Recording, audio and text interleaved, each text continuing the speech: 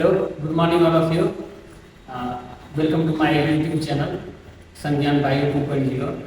आज हम लोग कल ही पढ़ाए थे फंक्शन ऑफ सेल का पार्ट 1 पढ़ाए थे। तो उसमें हम लोग सेल का थोड़ा बहुत पढ़े थे, डिफाइन पढ़े थे, सेल में क्या ऑर्गेनेल्स उसमें प्रेजेंट होता है। ठीक, तो आज हम पढ़ेंगे प्रॉपर कि फंक्शन ऑफ सेल क्या होता है। तो हम लोग शुरू करते हैं। आइए, हम लोग लिखे हैं, पहले से इसलिए लिख के रखते हैं कि ताकि हमारा भी टाइम बचे, आपका भी टाइम बचे, मतलब शॉर्ट टाइम में डिफाइन हो जाए। तो आइए देखते हैं function of cell. Function of cell ऐसे पूरे बॉडी में सेल का ही फंक्शन होता है, हर जगह सेल फंक्शन करता है, लेकिन कुछ इंपॉर्टेंट फंक्शन देखिए क्या है। Injection and assimilation. Injection assimilation मतलब होता है कि इंजेक्शन मतलब होता है अंदर लेना, एसिमिलेशन मतलब होता है बाहर निकालना। तो ये पहला पॉइंट है जिसमें हम एक दो पॉइंट दिए हैं आपको समझने के लिए। The cell injects chemical substance like amino acid from intracellular and interstitial fluid. Cell जो है केमिकल सब्सटेंस जैसे कि अमीनो एसिड इस तरह का सब्सटेंस सेल के अंदर से और सेल के बाहर से लेता है, ठीक, अपने अंदर लेता है, ठीक। और उसमें ये सब्सटेंस जो सब्सटेंस अपने अंदर लेता है अमीनो एसिड, ठीक, तो उस सब्सटेंस के हेल्प से build up complicated substance like protein. उस सब्सटेंस के हेल्प से अमीनो एसिड के हेल्प से कॉम्प्लेक्स सब्सटेंस बनता है जैसे कि प्रोटीन, ठीक है। तो यही एकदम नॉर्मल सा पॉइंट पढ़ना है कि बस पॉइंट समझना है, ठीक, ज़्यादा डीप हम लोग को पढ़ना नहीं है। तो आइए दूसरा point, growth and repair. Growth और रिपेयर, ग्रोथ मतलब बढ़ना, रिपेयर मतलब डैमेज कहीं हुआ है उस सेल का रीजनरेट करवाना है, ठीक। तो आइए पढ़ते हैं the injection and assimilated. First में हम लोग पढ़े थे इंजेक्ट किया, एसिमिलेट किया।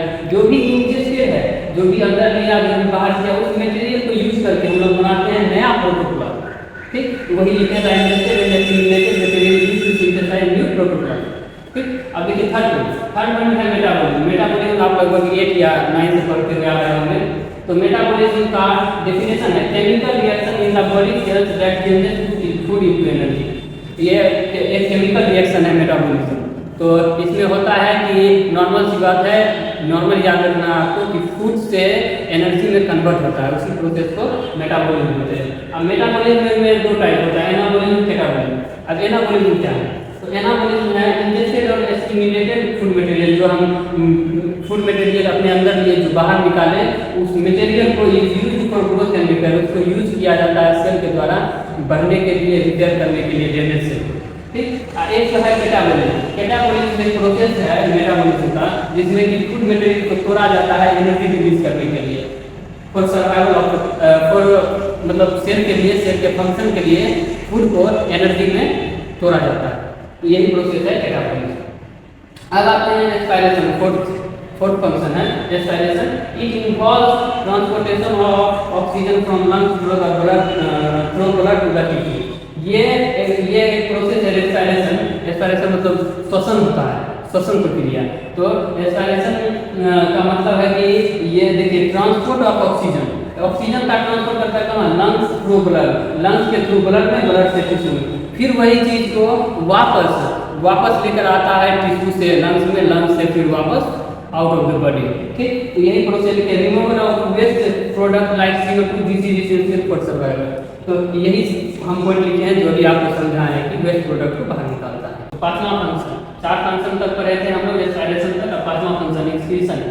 एक्सक्रीशन में होता है कि एक्सक्रीशन मतलब होता है उत्सर्जन करना, मतलब बाहर निकालना। तो जो भी वेस्ट प्रोडक्ट है सेल में, cell eliminates waste product resulting from catabolism. Catabolism activity पहले भी हम लोग पढ़े हैं कि मेटाबॉलिज्म में एनाबॉलिज्म और कैटाबॉलिज्म होता है। कैटाबॉलिज्म में हम लोग पढ़े थे कि मतलब ब्रेक डाउन होता है फूड को एनर्जी बनाने के लिए। तो उसमें ब्रेक डाउन के टाइम में जो भी वेस्ट बचता है उसको सेल बाहर निकालता है। बाहर निकालता है किसके through? Waste products are carried out by blood for elimination through lungs and kidney.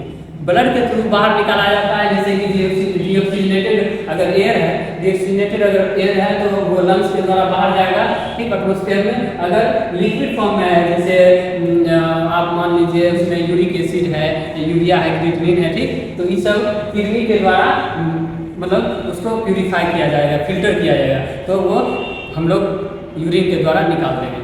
तो अब आगे आते हैं इनएबिलिटी एंड कॉन्ट्रैक्टिलिटी। ये इरिटेबिलिटी मतलब होता है कि इरिटेट होना, इरिटेट इस वर्ड से निकलता है इरिटेट। तो इरिटेट और कॉन्ट्रैक्ट, कॉन्ट्रैक्ट मतलब होता है सिकुड़ जाना, ठीक। तो इससे यही दो फंक्शन के कारण, यही दो फंक्शन होता है, तो उसके कारण ही सेल एक्टिव होता है। Cell is active by means of this two function, यही दो फंक्शन के कारण सेल एक्टिव होता है। अब देखिए cell response, cell response to stimulus, cell response कब करेगा? स्टिमुलस, जब स्टिमुलस मतलब हो जाता है कि मतलब कि उत्तेजित हो जाना, ठीक। कब हो जाएगा? तब रेस्पॉन्स करेगा। तो जैसे फिजिकल एक्टिविटी हम कुछ किए, ठीक, फिजिकल एक्टिविटी किए या अंदर में केमिकल एक्टिविटी हो, या इसमें हो सकता है इलेक्ट्रिकल एक्टिविटी भी होता है, ठीक। और भी बहुत सारे रीजन हैं, तो हम इसे दो दिए हैं, एक्स्ट्रा दे दिए, ठीक। बाय कॉन्ट्रैक्ट, जब कॉन्ट्रैक्ट करता है, ठीक। अब आते हैं रिप्रोडक्शन में लास्ट, ठीक। ऐसे तो बहुत है, शुरू में बताए थे, लेकिन लास्ट ये मेन जो है रिप्रोडक्शन। रिप्रोडक्शन क्या होता है? Growing to an optimum size, जब बढ़ता है, ऑप्टिमम साइज मतलब होता है लार्ज साइज में, जब लार्ज साइज में बढ़ता है सेल, तो सेल डिवाइड हो जाता है डॉटर सेल में। जैसे कि हम लोग एक सेल बनाए हुए हैं, ठीक। तो एक सेल बनाए हुए हैं, तो उसमें एक सेल जब वो लार्ज ऑप्टिमम साइज में हो जाएगा, तो ऑप्टिमम साइज में हो जाएगा, तो देखिए हम लोग बता देते हैं किस तरह से। जब ये एक सेल है, ठीक, ये एक सेल है, ठीक। तो ये जब लार्ज साइज में हो जाएगा, ये जब लार्ज साइज में हो जाएगा, तो ये डिवाइड करेगा, ये डिवाइड करेगा, तो ये दो तरह से, दो सेल में, डॉटर सेल में, इसी को बोलते हैं हम लोग डॉटर सेल, डॉटर सेल, इसी को हम लोग बोलते हैं डॉटर सेल। तो इसे डिवाइड हो जाएगा। Reproduction of cell organs, cell का जो रिप्रोडक्शन होगा, सेल का जो रिप्रोडक्शन होगा वो दो प्रोसेस से होगा, माइटोसिस और मियोसिस प्रोसेस से होगा। माइटोसिस मियोसिस ऐसे सिलेबस में नहीं है, लेकिन अगर हमें लगा कि जरूरी हो या एनाटॉमी में शायद होगा, तो हम लोग आगे पढ़ाएंगे। तो ये फंक्शन ऑफ सेल पहला टॉपिक जो फिजियोलॉजी का हम शुरू किए थे, आज पार्ट 2 है, इसे खत्म हो चुका है, ठीक। तो हम लोग फिर मिलेंगे नेक्स्ट टॉपिक के साथ। कि हम अगर अच्छा लगा वीडियो तो हमारे चैनल को लाइक, सब्सक्राइब, कमेंट करें। Thank you.